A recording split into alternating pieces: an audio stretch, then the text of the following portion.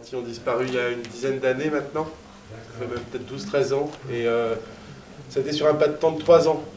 Le marais fait 100 000 hectares, il y en avait à peu près partout, et en 3 ans, elle a quasiment disparu des 100 000 hectares. Et là, de temps en temps, l'hiver, on voit quelques petites poches par-ci par-là. Alors déjà, de quoi on parle? La lentille, c'est 6 espèces de petites plantes qui ont en point commun d'être flottantes avec une racine flottante. Et là, celle qu'on avait beaucoup dans le marais, c'en est une qui est assez grosse, qui s'appelle la spirodèle à racines multiples. Et en fait, en fonction de l'espèce, elle révèle différents indicateurs de milieu. Et notamment, la spirodèle, elle est réputée pour être très nitrophile. C'est pour ça qu'on la trouve régulièrement dans les marais à canards, avec les animaux qui font leur fiente. Ben, ça fait un terreau très fertile pour la lentille. Donc on pourrait se dire peut-être que la disparition de la lentille, c'est le fait que le nitrate est baissé, ce qui serait une très bonne nouvelle. C'est pas le cas. C'est pas le cas. Il y a toujours autant à manger. Et donc en dépit de ce milieu très nitrophile, c'est eux qui recueillent énormément de tout ce qu'on va mettre sur les bassins versants, hein, c'est ce dont parle aussi le film. En théorie, on devrait avoir encore de la lentille. Et il n'y en a plus. Donc il faut chercher la cause ailleurs. Ce que je vais vous dire là, c'est qu'en fait, il n'y a pas eu d'études dédiées aujourd'hui, qui soient polyvalentes, avec tout un tas de différents corps de sciences, de naturalistes qui bosseraient ensemble. On le réclame depuis 10 ans. Et on risque de nous raconter que c'est un petit peu comme les moules qui souffrent des différentes maladies, que c'est plurifactoriel. Et de fait, puisque l'eau est le vecteur de tout ce qui se passe au-dessus, on subit, en bas, on recueille tous les désagréments du dessus. C'est bien le marais, c'est le fond de la cuvette. Donc c'est un bon endroit pour mesurer l'effet de tout ce qu'on fait autour. Et il y a quand même un truc qui est nouveau chez nous, et qui correspond à peu près à la disparition de la lentille, qui est l'utilisation massive de glyphosate sur tout le bassin versant pour faire, soi-disant, de la culture sous couvert végétal, et où pour rétamer le couvert végétal, on y met un grand coup de glypho avant le semis. C'est le phénomène des champs oranges, qui à mon avis, vous ne devez pas être épargné, ou si vous n'y êtes pas encore, ça va venir. Vous savez.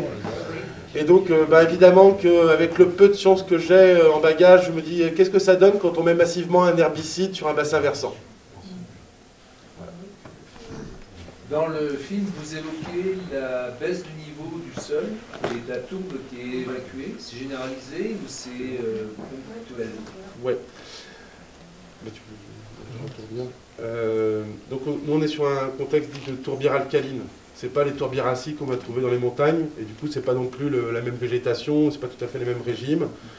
Nous c'est grosso modo le marais, c'était notamment le marais mouillé, la partie inondable, c'était que du roseau il y a encore 200 ans. Et donc il y a eu comme ça plusieurs siècles d'affilée, plusieurs millénaires où ces roseaux se sont accumulés. Et en fait une tourbe, c'est, je redis vite fait, hein, c'est un sol qui se décompose pas en fait. Quand on regarde une tourbe, on retrouve les restes des végétaux moins dégradés. En fait, il y a tout un travail d'humification, de transformation, de compostage en fait, qui se fait pas, et notamment qui se fait pas parce qu'on est dans des conditions où il n'y a pas d'oxygène. Voilà, c'est un des facteurs qui, ça peut être aussi l'acidité pour les tourbières acides, mais notamment l'absence d'oxygène fait que par exemple les vers de terre font pas leur boulot de vers de terre.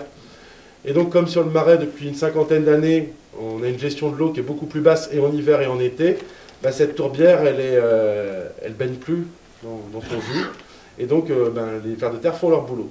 Et donc il y a des secteurs comme ça là où la tourbière était très épaisse, où on témoigne de 70 cm de disparition en 70 ans. Des secteurs où en fait on perd à peu près 1 cm par an. La tourbière de Bourdais c'est un peu la même. Alors ce qui est dramatique avec ces mécanismes-là, c'est que c'est des mécanismes irréversibles. C'est pas une vraie éponge. Il ne s'agit pas de remettre de l'eau dessus pour que ça regonfle, quoi. Et du coup, ce que ça entraîne, c'est que comme il y a des sols qui sont plus bas, les mêmes qui veulent faire du maïs sur ces sols bas, qui en plus les tassent, les compactent, etc., ou vont chercher trop profondément. Et en dessous, nous, en dessous la tourbe, on a un argile pur qui s'appelle le bris marin.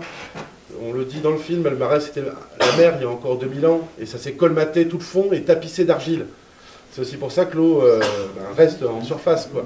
Et donc quand on va chercher trop en profondeur et qu'on mélange l'argile et la tourbe, alors là on a un mécanisme où en quelques années, en 3 ans de ce régime-là, vous pouvez perdre 30 cm de sol. Ça pourrait presque être une mesure écologique pour faire des baisses pour attirer des oiseaux migrateurs, puisque quand ça fait une cuvette, derrière il y a des bestioles qui viennent derrière, quoi. Excusez-moi, il y avait la dernière, juste derrière vous avant. C'est pour ça. Moi, c'est juste une question là. À un moment, il y a, je ne sais plus le nom de la personne, mais il y y a une trappe qui est ouverte pour que l'eau parte de la tourbière. Ouais. Je me demandais où allait l'eau. Elle va dans une bassine, elle va où cette Ah. eau-là? Non, elle poursuit son chemin jusqu'à la mer. Voilà. Les bassines, elles ne sont pas remplies par gravitaire. Hein. Les bassines, elles sont remplies par pompage. Il n'y a pas une bassine. Quand c'est un détournement, on va pouvoir parler éventuellement de retenue collinaire. Et c'est bien là le hic, hein, c'est que là, on est en train de vouloir créer un système qui est basé sur aussi l'énergie. Une consommation d'énergie accrue. Et pas du tout une gestion avec des systèmes d'irrigation traditionnels, où justement, c'est tout un système très fin de clapets, de partage de l'eau, de convenance et de solidarité entre l'amont et l'aval. Je vais le dire une bonne fois pour toutes, à BNM, on n'est pas contre l'irrigation. Il y a des systèmes, il y a des coins dans le monde où on a construit nos civilisations autour du contrôle de l'eau. Et c'est ce qui fait que le Tibre et l'Euphrate, en Iran, il y a des choses formidables qui ont été faites de canalisation, on fait pousser de la vie dans le désert, quoi. Vraiment un savoir-faire, mais qui sont basés vraiment sur ces notions de partage, quoi. Donc non, le clapet de la tourbière du Bourdet, en fait, voilà un ouvrage assez mystérieux. Il est nulle part cartographié, on ne sait pas trop qui le gère. En fait, on sait en vrai qui le gère au quotidien. C'est ceux qui veulent faire pousser le maïs dans la tourbière. Et qui donc s'arrogent le droit de l'ouvrir et de le fermer à volonté, alors qu'on est en zone qui est en zone d'arrêté préfectoral de biotope. Donc c'est un statut de protection quand même très fort. Et que s'il est classé comme ça, c'est bien par rapport à tout le cortège faunistique et floristique de zones humides, et pas pour être un marais avec une tourbière dégradée et plus d'eau dessus, quoi.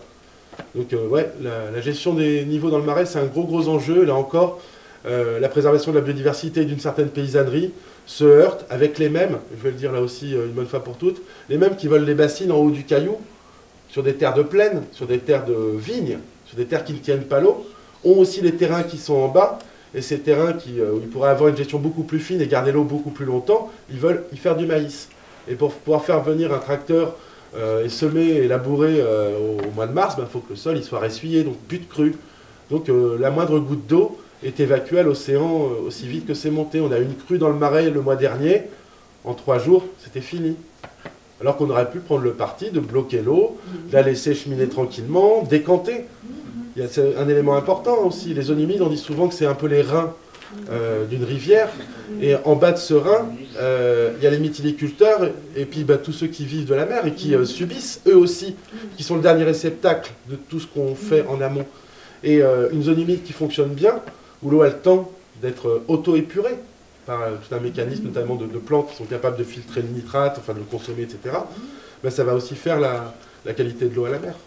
Et là, aujourd'hui, clairement, ceux qui ont les manettes sur la flotte, de la source jusqu'à la mer, sur les bassines comme sur les barrages, c'est le lobby FNSEA, c'est la Chambre d'agriculture, etc. Ils tirent toutes les manettes. Mais chez vous aussi. Hein. Monsieur. J'ai une question par rapport aux cultures qui sont faites. Là, vous avez présenté le maïs. Quelquefois, on lit qu'il y a des agriculteurs bio qui justifient un peu cette retenue d'eau parce qu'on va faire du bio, quoi, et de l'élevage. On lit ça, alors ça représente quoi? C'est ce que c'est une toute petite surface, enfin, non, par rapport. Est-ce que dans BNM Berry, il y en a qui veulent répondre par rapport aux 2 projets qu'il y a chez vous, 2 bassines qui tournent, et puis je peux vous parler de ce qui se passe dans le Marais? Sur le bio, moi je peux répondre. Enfin, il y a bio et bio, parce que l'exemple du bio dans le Berry, on a effectivement un agriculteur qui a fait sa bassine, qui est en exploitation bio. Il a fait une bassine, on a des petites bassines dans le Cher, de 50 000 m3. Il a fait, c'était quand? C'était l'année dernière. Mais alors, comme je disais, bio, il y a bio, lui il fait sa bassine parce que par exemple, il va passer un contrat avec Bonduel pour faire des haricots verts, mais dans le contrat, il est tenu d'irriguer. Il fait sa bassine pour faire pousser du maïs bio, pour du maïs à polenta, la polenta va être fabriquée en Belgique. Donc voilà, ce monsieur il est pris en exemple par la Chambre d'agriculture locale pour faire la promotion des bassines, en disant qu'il nourrit la population localement. Ce qui est vrai aussi peut-être partiellement, mais il y a une part de mensonge dans tout ça. Ce qui est marrant, c'est pourquoi il fait sa bassine. Si je peux terminer juste là-dessus, il se lance dans cette production légumière en 2021. En 2021, donc, il fait son pompage. On lui vend un débit de pompe, 40 m3/h, les études géologiques. Malheureusement, enfin, phénomène de rabattement d'ADAP, je ne rentre pas dans les détails, ils vont sortir 28 m3 seulement, pas plus. Ah bah là, c'est la panique. Il lui faudrait plus d'une nuit pour tout arroser, il n'y arrive pas. Hein. Alors, comme il y a des solutions technologiques qui sont proposées, qui vont vent en poupe et pour lesquelles, voilà, apparemment on sait faire, et ben l'année suivante, il fait une bassine. Et là, 50 000 m3 de réserve, avec une pompe, il peut régler, à partir du moment où il a son volume de stocker, la pompe, s'il a besoin de 60 m3 un jour, ben, il règle la pompe de la bassine à 60 m3, il arrose tout, 70 m3 le lendemain, voilà. Donc on a vraiment l'impression d'avoir affaire à des apprentis sorciers, quoi. Ils ne savent pas ce qu'ils font. Oui, sur le sujet, je voudrais compléter quelque chose quand même, c'est qu'on prend, dans ce cas-là, ça a beau être du bio, que ce soit bio ou pas, on s'en fout complètement, on prend le problème complètement à l'envers. C'est-à-dire, ce monsieur veut faire des pois, veut faire des haricots verts, etc., sur des grandes surfaces, sur plusieurs dizaines d'hectares.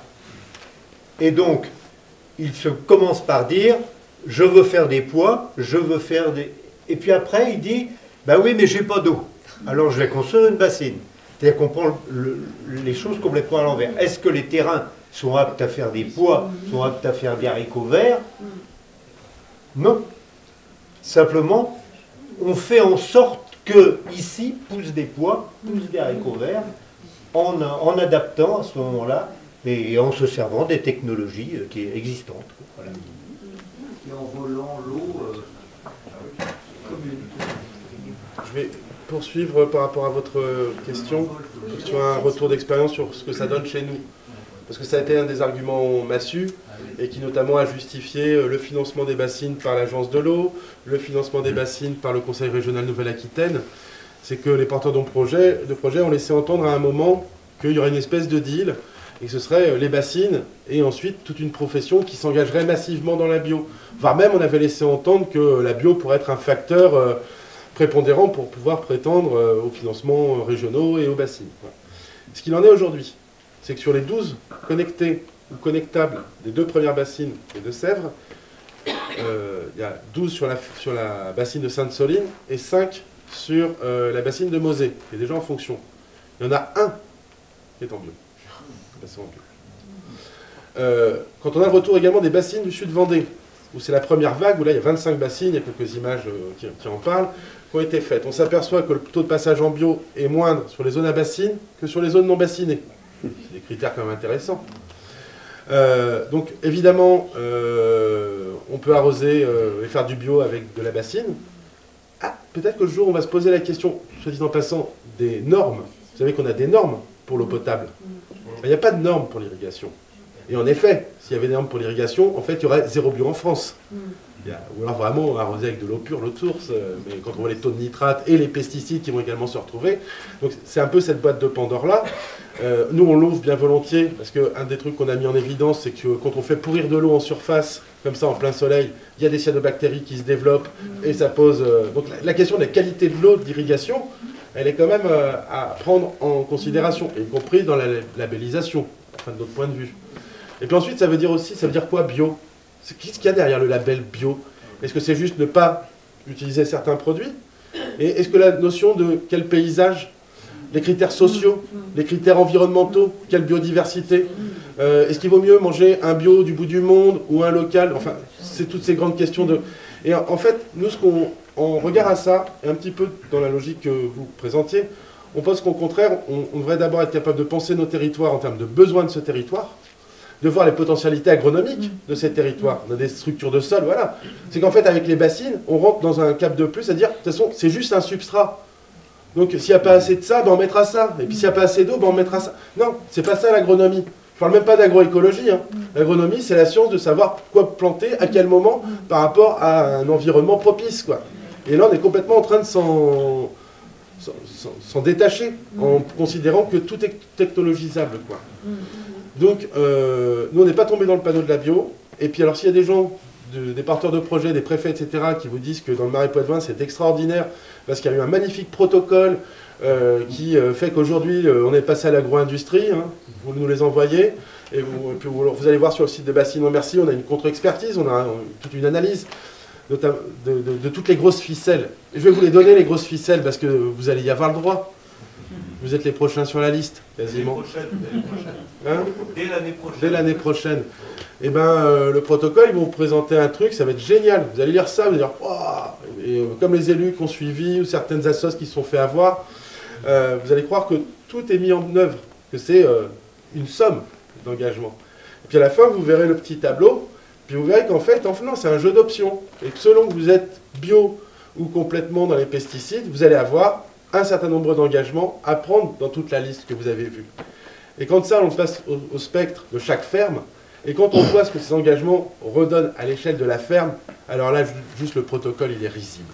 Quand on voit et d'ailleurs, la raison pour laquelle on rentre dans la Chambre d'agriculture, c'est parce que ce dossier fait preuve d'une grosse opacité. On n'a même pas les volumes attribués aux gens. On ne connaît pas la thune qui est donnée aux investisseurs. Alors que n'importe quelle assoce qui demande n'importe quel argent doit rendre des comptes aux financeurs et doit rendre des comptes aux citoyens.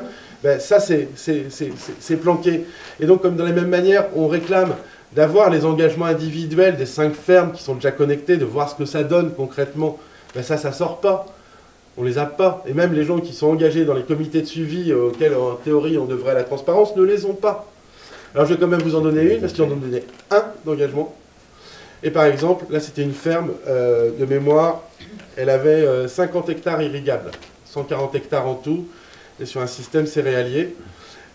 Oui, aussi sur les bassines, la moitié sont céréaliers purs et l'autre moitié sont dits polyculteurs-éleveurs. En fait, ils font de la vache à lait en stabule ou de la chèvre à lait en stabule.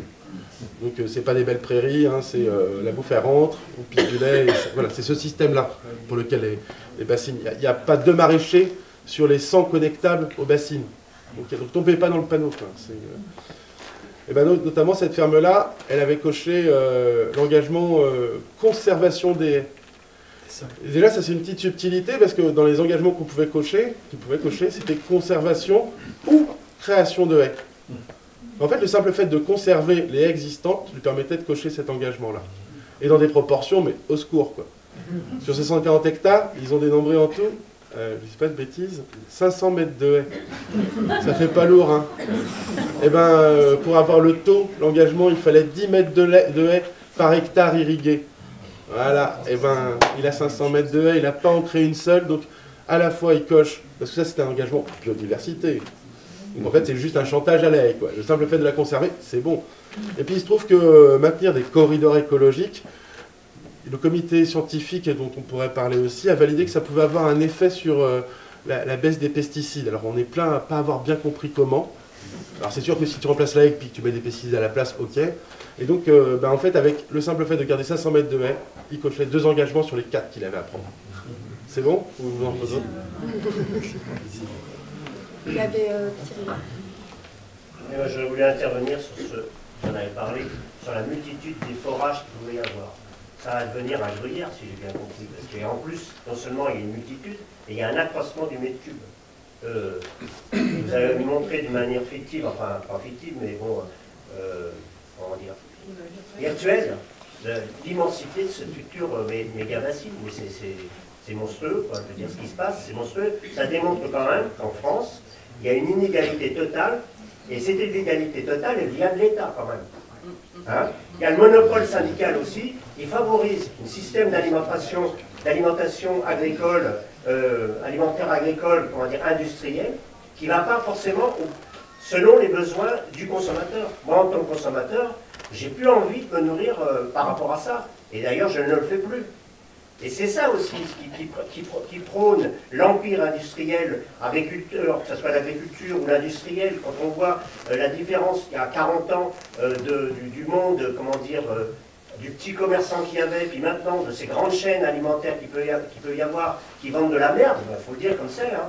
Et on va quand même s'alimenter, et la boucle est faite quand on tombe en plus sur le système de santé qui va aussi sur un système comme Bayer et compagnie qui sont censés soigner justement ce qui a procuré la maladie, c'est-à-dire une mauvaise alimentation, une malbouffe.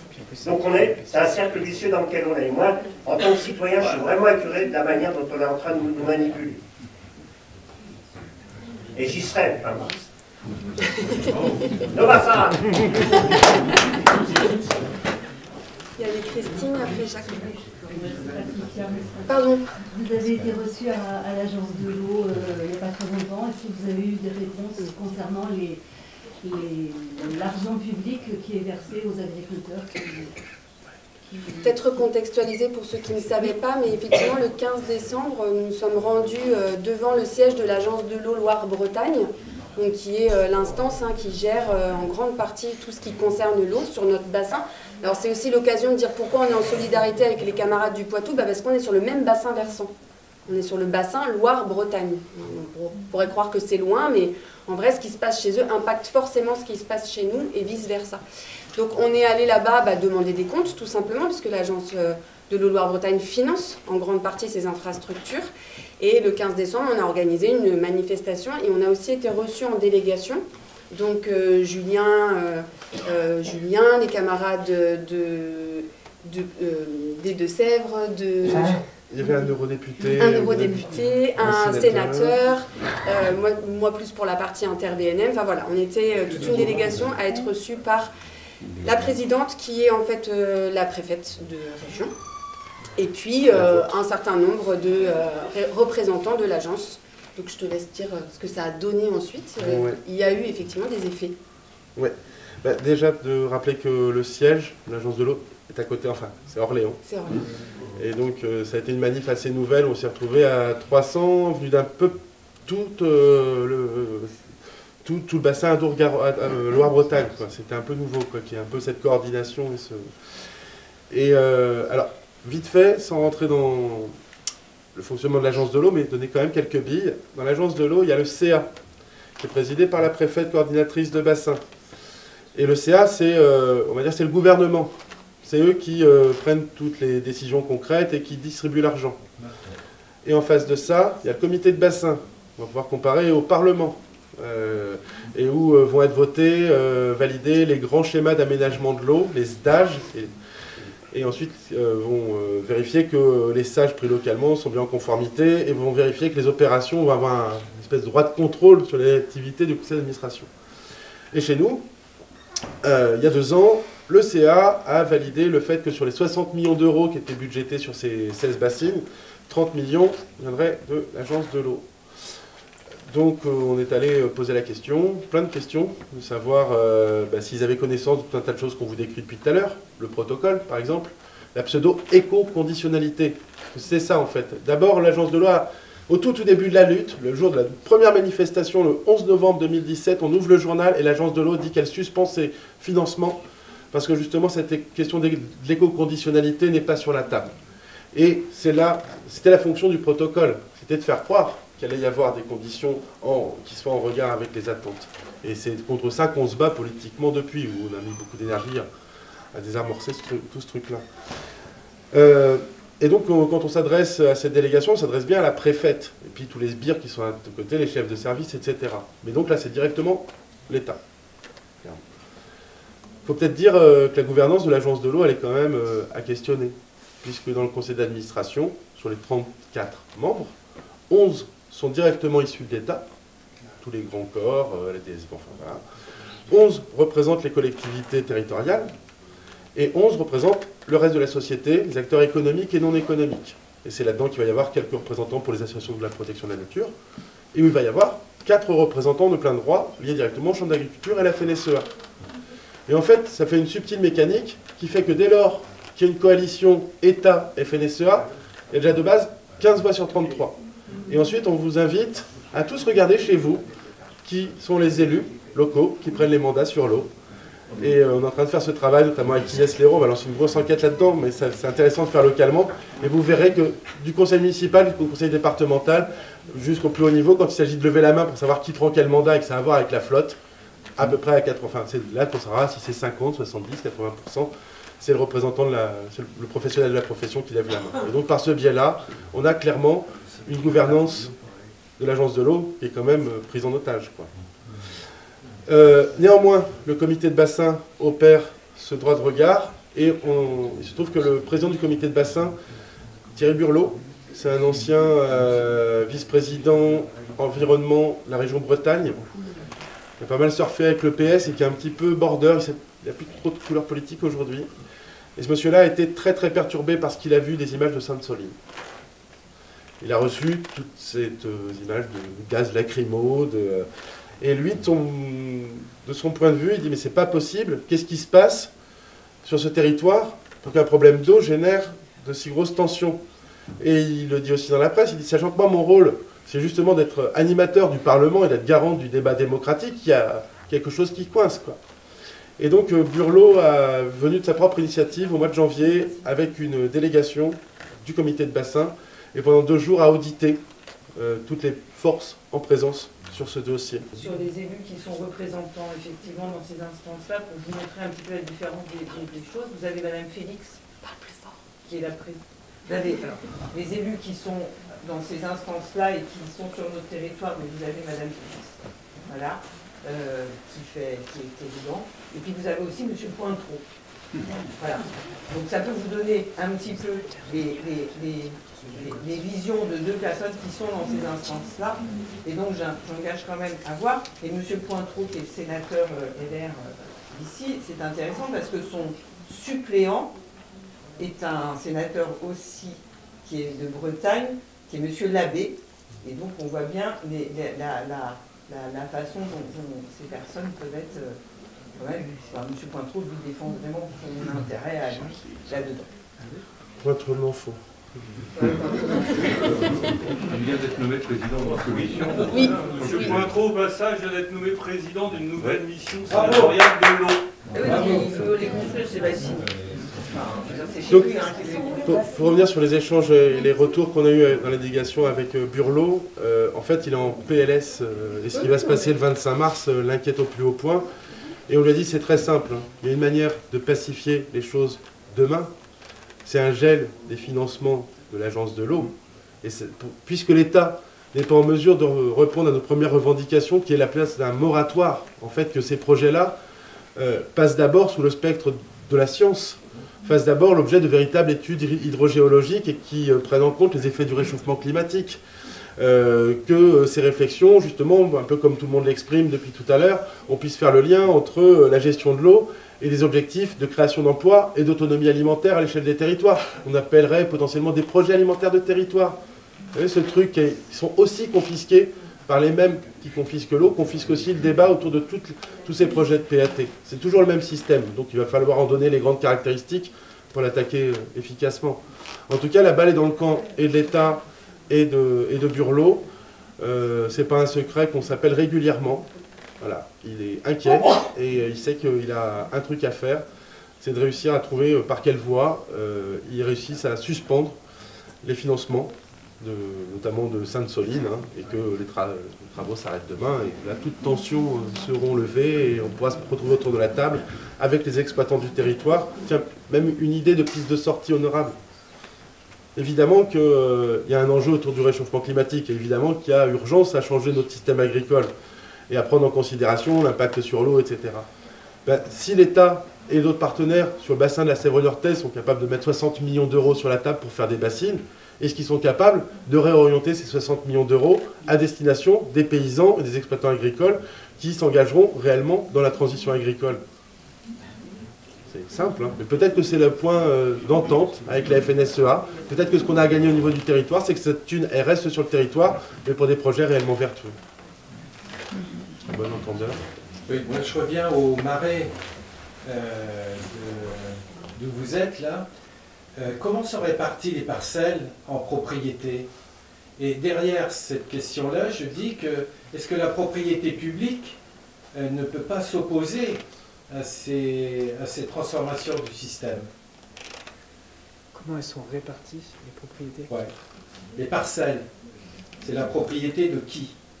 Est-ce que la puissance publique, à travers les communes, ne peuvent pas représenter une certaine superficie qui ferait qu'effectivement, ce serait un moyen de défense?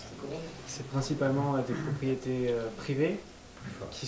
C'est principalement des propriétés privées. Et en fait, des propriétaires, pour le coup des exploitants, et où tout ce qu'on évoquait tout à l'heure sur le poids de la FNSEA, etc. Donc ils sont plutôt restés assez discrets. Le président du syndicat de marée mouillée qui regroupe de l'Union, qui regroupe les 3 départements, est resté très très ambigu là-dessus. Je pense vraiment pour ces raisons-là, quoi. Et En tout cas, il y a très peu de terrains dans le Marais qui sont gérés, qui sont des réserves. Il n'y a pas ce contrepoids-là au niveau de la... Parce que je suppose que les bénéficiaires de ces bassines sont minoritaires. Oui, ils représentent 6% de toute la population agricole, qui représente elle-même 3% de la population globale. J'ai quelque chose, j'ai une remarque, quelque chose m'interpelle, c'est au départ de ces luttes-là, vous aviez entre autres comme argumentation aux voleurs. Est-ce que vous avez abandonné, est-ce que c'est une stratégie, vous avez réorienté une autre façon de communiquer dans la lutte, ou est-ce que vous continuez de proclamer aux voleurs? On vous a attaqué à ce propos? Parce que pour moi, je pense que ça, c'est une argumentation assez... C'est un raccourci, hein, mais tout le monde comprend. Non, sur l'accaparement, on en parle encore beaucoup, notamment sur la loi cadre sur l'eau, la loi européenne, qui indique une priorité pour l'eau potable, ensuite pour le maintien de l'environnement et ensuite pour l'eau économique et l'eau économique. Et on dit bien que les bassines, du fait de pomper en hiver pour pouvoir l'utiliser en été, ça viole manifestement cette hiérarchie. Et non, on continue à communiquer dessus. Seulement aujourd'hui, notre argumentaire est beaucoup plus dense, que ce soit effectivement, comme Julien en a parlé tout à l'heure, sur la gouvernance. Tout récemment, on a fait une contre-expertise du rapport du BRGM qui vient démonter le seul argument qu'ont les pro-bassines. Donc, c'est pas qu'on va laisser de côté, c'est qu'on en a rassemblé énormément. Donc, effectivement, la première banderole, on l'a encore. On continue à sortir des hauts voleurs, mais c'est du coup parmi un ensemble d'arguments. Ouais. Au-delà du slogan. Pour ceux qui ne connaissent pas, BRGM, tu peux me redire? Pardon, Bureau de recherche géologique et minier. Service d'État. Oui, pour ajouter, au-delà du fait peut-être qu'on entend moins, on utilise moins le slogan aux voleurs. Clairement, la problématique de l'accaparement de l'eau, là spécifiquement sur une eau agricole, voilà, on prend dans la réserve commune, mais très clairement, ces questions d'appropriation et on va dire gros mots, hein, de privatisation d'un bien commun sont au cœur de nos champs d'action. Et d'ailleurs, je l'annonce, ce ne sera pas que le 25 mars, il y aura aussi le 24, le 25 et le 26. Et notamment le 24, on peut annoncer d'ores et déjà qu'il va y avoir tout un tas de délégations internationales qui vont venir faire état des luttes sur l'eau. Et c'est là où, quand tout à l'heure je vous disais, il y a un système, il faut le nommer, et ensuite il faut voir comment il fonctionne. Mais ces mêmes stratégies prédatrices d'appropriation et d'accaparement de l'eau, elles sont valables chez nous, mais elles sont valables partout dans le monde.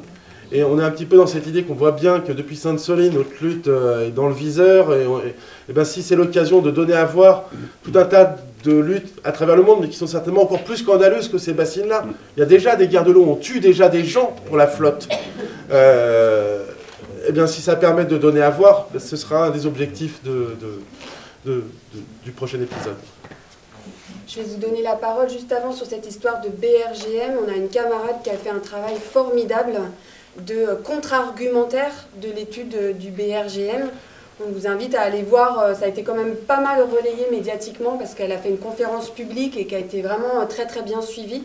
Vous pouvez d'ailleurs voir cette conférence sur YouTube en accès libre et je pense qu'elle continuera à en faire d'autres, mais c'est vraiment un apport scientifique très précieux parce que ça démontre les arguments et le BRGM a reconnu lui-même ensuite dans les médias que l'étude n'était pas complète, fiable, voilà. Donc c'est un vrai apport à la lutte et comme les camarades le disaient, les slogans se multiplient aussi parce que les angles d'attaque se multiplient et l'angle d'attaque scientifique il est vraiment très très important.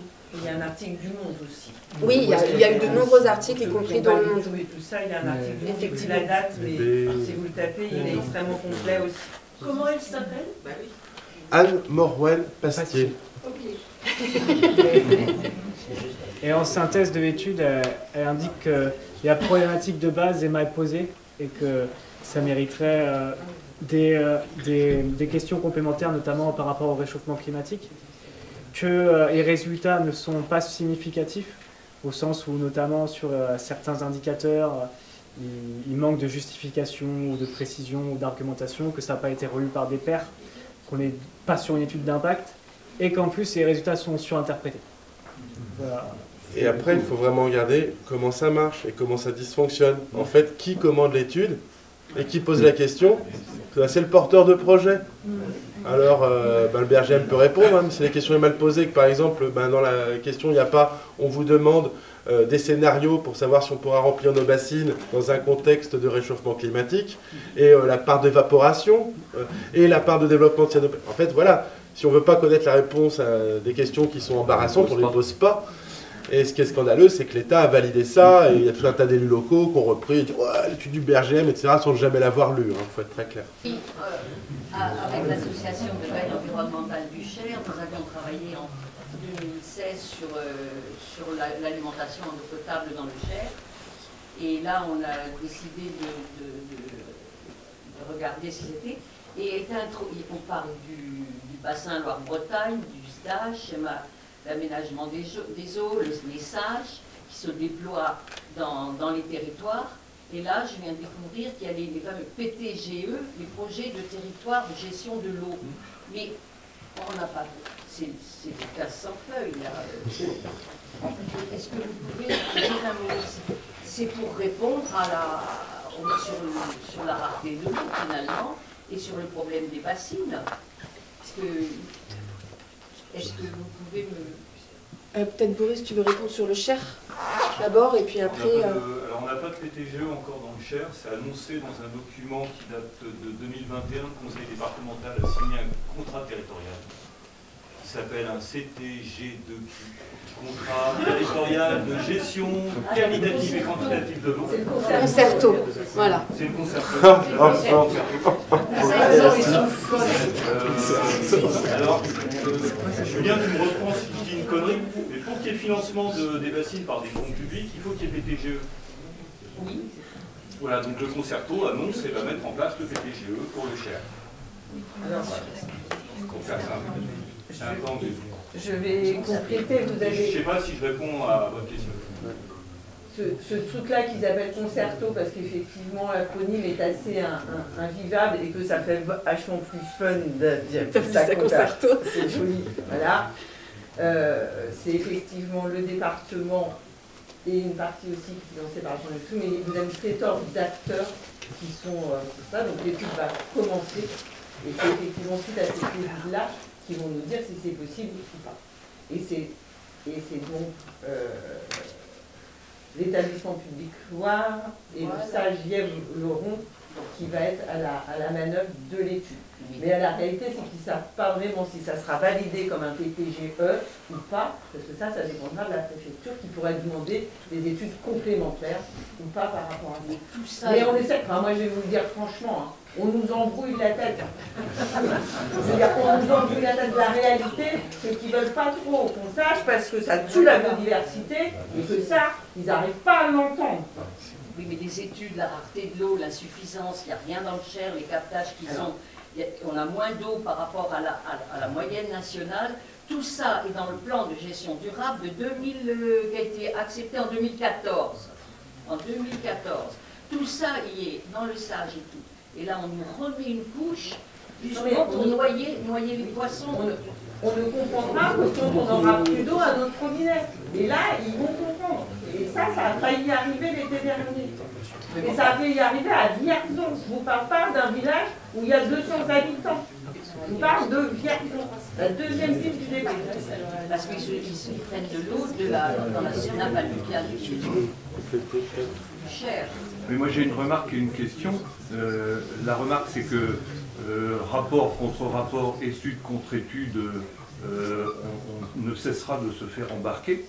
Il y a eu une réunion en novembre des 3 sages, Cher-Amont, Cher-Aval et Yèvre-Oron. Quand on va regarder sur le site du SAGE tous les documents qui ont été présentés, il est frappant de voir que nos adversaires, ils s'adaptent aussi à nos discours. La présentation du représentant de la Chambre d'agriculture, elle commence par expliquer que grâce à des prélèvements l'hiver, eh bien, on améliorera, on prélèvera moins l'été, donc on aura plus d'eau potable disponible pour la consommation, et on pourra aussi favoriser l'étiage. Donc ils sont déjà dans des argumentaires qui répondent à nos arguments. Et ma question c'est, moi je suis dans une association locale, je trouve que et pourtant j'ai l'impression d'en lire beaucoup sur le sujet, mais j'ai appris des choses en regardant le documentaire, et notamment ce qui m'a frappé c'est cette histoire, parce que ça répond au discours de Fesneau sur les pluies superficielles, quand on explique qu'on vide, on vidange, alors que quelques semaines ou quelques mois après, on va aller pomper pour remplir, ça c'est frappant. Et moi je me dis, si j'ai envie d'organiser une réunion publique dans mon village pour montrer avec mon association ce documentaire, comment je fais? Comment je peux le récupérer? Parce que c'est le meilleur argumentaire qu'on trouve. Parce que toutes les études, il n'y a personne qui va aller se plonger dedans, à part quelques-uns comme nous, quelques spécialistes, qui passent beaucoup de temps là-dessus. Mais pour convaincre la population de nous rejoindre, c'est des choses comme ça qu'il faut leur montrer. Et moi, je ferais bien une réunion publique dans ma commune avec ce documentaire. Donc, comment on fait? On a un temps d'avance dans le Berry. C'est justement toute la mobilisation qui s'est faite sur le Poitou-Charentes. Et donc, on est encore en capacité d'anticiper les actions de conviction de la population. C'est encore même retard chez nous. Oui, bien sûr. Et pour le coup, je vais rebondir sur la question initiale du PTGE. Le PTGE, c'est vraiment le cheval de Troie des bassines. C'est le versant présentable où on explique qu'on aurait une solution qui permettrait de ménager la chèvre et le chou, et qu'elle est basée sur une technique et qui est la méga bassine. Mais c'est toujours habillé sur le fait de dire que ça va être une large concertation où l'ensemble des acteurs vont pouvoir participer et où l'ensemble des aspects de l'eau sont traités. C'est-à-dire, avant que les PTGE, ce qui gérait et ce qui orientait les plans de gestion et de partage de l'eau, c'était les CTGQ, contrats territoriaux de gestion quantitative. Et évidemment que régler les problèmes de quantité, ne pas se prendre de front les problèmes de qualité en même temps, c'est pas comme ça qu'on fait une politique de l'eau. Donc l'intention, c'est présenté comme ça, les PTGE, c'est cet endroit où on parle de l'eau globalement. Et moi je vous dis, je ne connais pas un seul projet de PTGE en France qui ne soit pas adossé aux bassines. Donc je vous conseille, si vous voulez voir venir et assurer un rôle de veille vis-à-vis de ces projets de bassines, suivez à la trace le moindre dossier PTGE. Et regardez les bassins versants concernés, etc. Et en effet, vous avez la chance de voir le coup venir. Et c'est vrai que ça... On le voit déjà sur la Vienne, le fait que la Vienne, qui est juste à côté des Deux-Sèvres, il y a cette résistance qui se soit organisée sur les Deux-Sèvres. Sur la Vienne, la contre-attaque, elle est déjà très forte. Et y compris, et ça c'est important de l'avoir en tête, avec les élus locaux. Nous, chez nous, le travail de SAP auprès des élus locaux, il était bien préparé depuis une quinzaine d'années. Et je vous le dis, il ne faut pas se leurrer non plus. Sur les 16 bassines existantes, elles ont toutes un point commun. Elles ont un irrigant dans le conseil municipal qui est directement bénéficiaire de la bassine ou qui a son fiston, quelqu'un de la famille qui est bénéficiaire de la bassine. Un jour, on démontrera, puis on peut le dire, il y a conflit d'intérêt dans ces dossiers de bassine. C'est évident. Sur la dimension internationale, il est intéressant de voir les premiers pays qui ont commencé à stocker de l'eau comme ça. Et voir un peu les régimes qui vont avec. Ça raconte quelque chose. Les premières méga-bassines du monde, c'est au Chili. Il y a 35 ans. L'État français, l'État européen qui a le plus été dans les logiques de contrôle, de barrage, de stockage de l'eau, etc., c'est l'Espagne, Franco. Enfin voilà, ça témoigne d'une ambiance et d'une manière de considérer les biens communs. D'où le Nobassaran aussi, pour nous c'est une forme de fatisme. En tout cas, ouais. Effectivement, comme la camarade Laboche fait partie, moi, de l'association de veille environnementale du Cher, et on s'est battu à un moment donné sur des dossiers pour ne pas avoir des bouts de stations d'épuration dépendus chez nous. On avait donc un rendez-vous, et ça c'est en 2011, avec la Chambre d'agriculture. Je cite le président de la Chambre d'agriculture. « Une goutte d'eau qui va à la mer est une goutte d'eau perdue. » Premièrement. Entendu, il n'y a pas si longtemps que ça, par un irrigant à Savigny-en-Septenne, l'eau, c'est comme un faisan. Si tu ne le tires pas, ça sera ton voisin. Tout est dit dans ces deux phrases. Bouge un petit peu en France, donc autour de cette thème-là, mais que c'est surtout à travers le milieu associatif Est-ce que vous avez eu l'occasion de, je sais pas, de parler chez vous, le médecin, aux citoyens lambda? Qu'est-ce qu'ils en pensent en fait? Oh là. Notre alliance, elle est très large. Et justement, le milieu associatif, notamment naturaliste, etc., est une composante, mais une composante parmi d'autres. Hein. Aujourd'hui, Bassine Non Merci, c'est aussi incarné dans les territoires par des syndicats. La CGT, chez nous, sont au taquet depuis le début. Suite Solidaire se mobilise, dépose. C'est une lutte sociale aussi. Hein. C'est en ça où cette lutte elle est vachement intéressante. Là, il y a une vraie convergence. Et de la part notamment de ces syndicats, d'une vraie prise de conscience qu'on peut lutter pour les retraites, on peut lutter le cadre de vie et l'environnement, c'est tout aussi vital. Ils s'y engagent fort. Et globalement, depuis le début, les gens du territoire sont opposés aux bassines. Dès l'enquête publique, où 80% des 800 personnes qui avaient déposé avaient argumenté le fait et le pourquoi ils étaient contre. Et on a quand même un avis favorable en bout de chaîne et un projet qui démarre. Donc, s'il y a encore 3 ans, il y a beaucoup de gens même sur notre territoire qui n'avaient pas bien capté ce qu'était une méga bassine. Aujourd'hui, tout le monde le sait. Je vais vous dire, il y a un argument qui finit de piller le game, c'est quand on a dit que c'était rempli par les nappes phréatiques. Quand le mensonge de nos 4 ministres de l'agriculture successifs, qui, entre le phéno qui fait l'eau superficielle en trop de pluie, rien dire.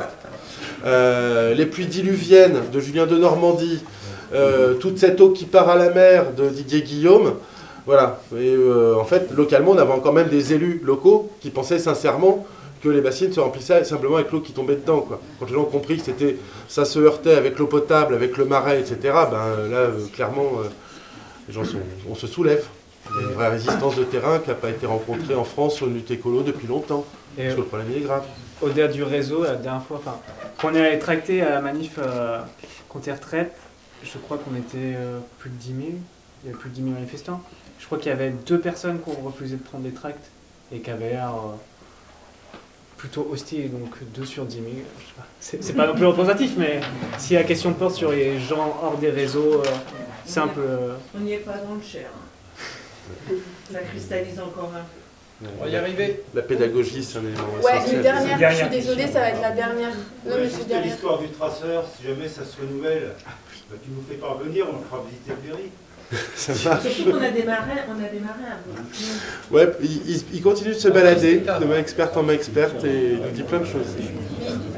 Je voudrais, puisqu'on parlait de l'associatif, je voudrais quand même signaler, nous représentons ici Nature 18, mais que depuis plusieurs mois, à Nature 18, avec Bassine Non Merci, la Confédération Paysanne, on se rencontre régulièrement pour échanger et pour essayer de faire avancer des dossiers et être au courant de ce qui se passe.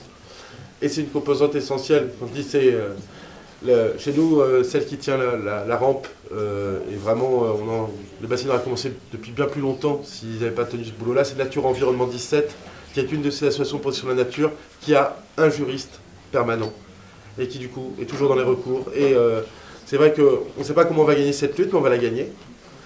Mais c'est tous les moyens qu'il faut mettre en œuvre. Et c'est toutes les composantes qui doivent pouvoir s'exprimer. Et donc, si tout le monde n'est pas prêt à faire face à la gendarmerie quand elle décide d'empêcher le droit de manifester, c'est très bien s'il y a des gens qui sont là pour les accueillir après. Et c'est très bien si aussi il y a des gens là pour informer. Sur le 25, il y aura la LDH est mobilisée, la Ligue des droits de l'homme, et il y aura des observateurs des violences policières. Parce que, évidemment, je l'ai suivi à Sainte-Soline, et en dépit de la propagande darmanesque, les blessés ils étaient bien chez nous, et le niveau de violence, et ceux qui sont venus armés sur le terrain, c'est bien eux, quoi. Et donc, pour s'affranchir de ça, on est en train de s'organiser dans nos stratégies, nos déplacements, etc. Puis surtout, de faire en sorte qu'il y ait un maximum d'élus et de gens de la LDH qui puissent être témoins de ça. Et rappeler qu'en fait, ils sont agents de la force publique. Ils sont des fonctionnaires, ils doivent bosser pour l'intérêt général avant tout. Je fais un petit spot. Vous espérez dans la presse. Le 30 mars, retenez cette date. L'association de veille environnementale du Cher, en partenariat avec le cinéma Rio, le Rio de Saint-Florent, va projeter le film La vie est dans le pré. Pour ceux qui ne connaissent pas, c'est la conversion en bio de Paul François. Paul François qui a été intoxiqué par un pesticide de Monsanto, qui s'est battu plus de 12 ans pour faire reconnaître ses droits, pour une indemnité dérisoire de 11 000 €. Donc le 30 mars... Qui s'est fait agresser la semaine dernière. Qui s'est fait agresser la semaine dernière. Le 30 mars, au Rio. Hein, n'oubliez pas, vous suivrez l'actualité. Faites-le savoir aussi au monde agricole. C'est un film qui peut les intéresser. Et notre terre mourra proprement. Ce sera projeté à la salle de la Biocop au 121 le lundi 13 mars. En souvenir aussi, c'est presque la date de Fukushima. Voilà. Mais vous suivez l'actualité. Je vais essayer de faire passer dans le journal. Ça passe pas toujours.